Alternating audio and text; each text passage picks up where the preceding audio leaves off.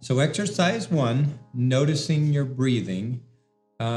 We start with this because our breath is the only thing that can happen in the present moment. The breath serves as a focus for your attention. Think of your breath as an anchor that holds you to the present moment. One truth about breathing is that it can only happen in the present moment. One cannot breathe in the past or the future. By becoming more aware of our breathing, we can more fully ground ourselves in the present moment. Find a peaceful, comfortable place. You can sit on a chair or on the floor or lean against a wall to support your spine where you can be undisturbed for 15 minutes. And if 15 minutes is too long, do it for 5 minutes, whatever works for you. Some feel more comfortable sitting in the lotus position, which is shown in the picture. So in this exercise, we want you to monitor and pay attention to your heartbeat. So do 2 sets of 5 breathing cycles of the following 3 points in this cycle. Number 1, inhale through your nose and count 5 heartbeats as you're inhaling through your nose. Hold your breath and count 7 heartbeats, and then exhale through your nose and count 9 heartbeats. Now, some who have tried it with these numbers feel it's too difficult. Find what works for you. But the point is, as you're going through this, you have to pay attention to what is going on inside of you. So don't become frustrated with the process. You may notice that your normal breathing patterns do not match this rhythm, and most likely they will not. The purpose is to help you pay attention and control your breathing. It will take practice to be able to master this. Exercise number 2, mindful walking. Love this statement by Hippocrates, who said, walking is man's best medicine, meaning again that we're getting engaged in our bodies. Walking can be a powerful part of your healing process. Walking benefits both physical and mental health. When you incorporate mindfulness in your walking, it becomes even more powerful. Mindful walking strengthens the mind-body connection through helping both sides of the brain to work together, which in turn play a role in trauma and addiction recovery. Practice awareness of breathing as you walk.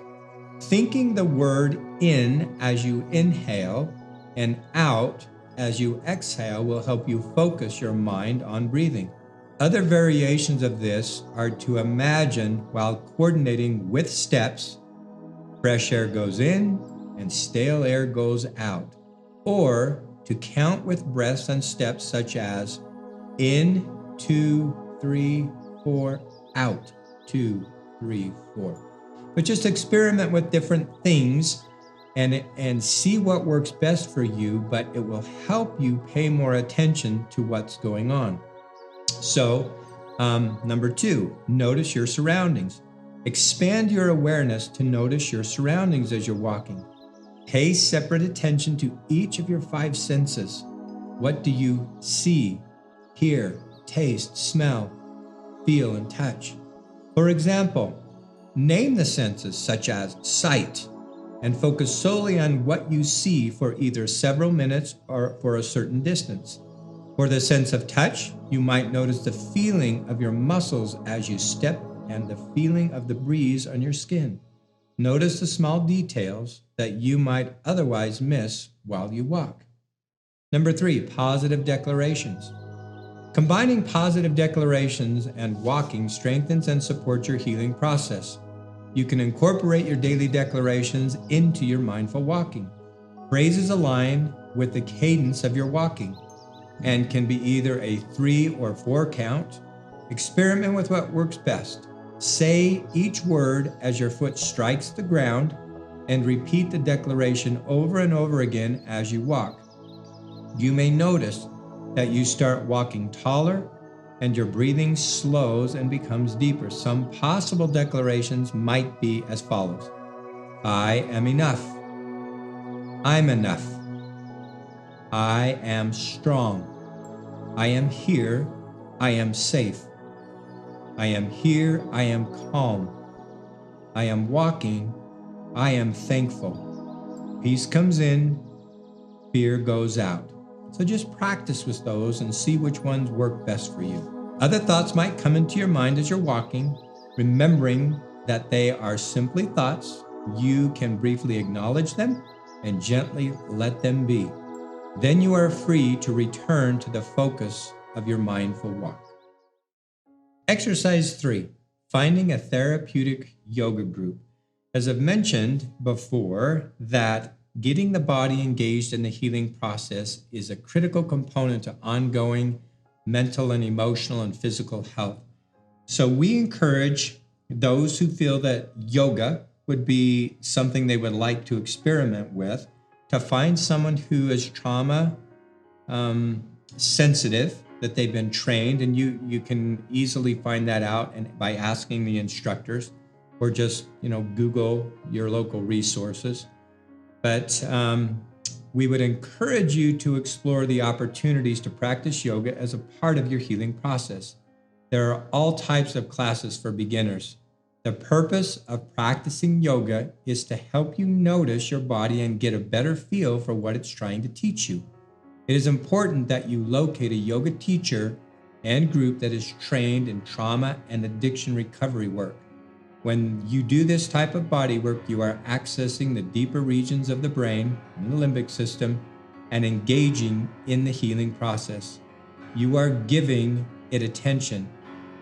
Doing this type of body work can help unfreeze certain emotions that may have kept you stuck for years and help integrate the prefrontal cortex and limbic system to create more balance. So exercise 4. The following are simple awareness exercises that can be done without much time or effort. When you only have a few minutes to work on your awareness, perhaps you can choose one of these, and these will help you get grounded in the present moment if you feel that you just need to get grounded for whatever reason. One way is to take a candy. We use an M&M and let it slowly dissolve in your mouth. Pay attention to the texture of the candy as it slowly dissolves. Try not to bite it. Notice how difficult that might be. You can do the same thing with any other food if you don't like M&Ms. Try it with a potato chip, for example, or see what happens. The purpose is to slow down and notice things more deeply. Number 2, do you know what color eyes your spouse, parents, or children have? The next time you speak with them, look into their eyes and notice the color. Strive to be fully present with them and expand on the things you notice, such as the color of their clothes. You will most likely see things that you've never noticed before. Number 3, when driving in the car, choose a color to notice and you will see things that you've never noticed before.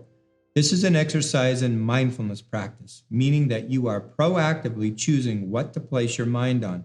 This will be discussed more in detail later. Number 4, get an ice cube. Hold it over the sink and watch it dissolve in your hand.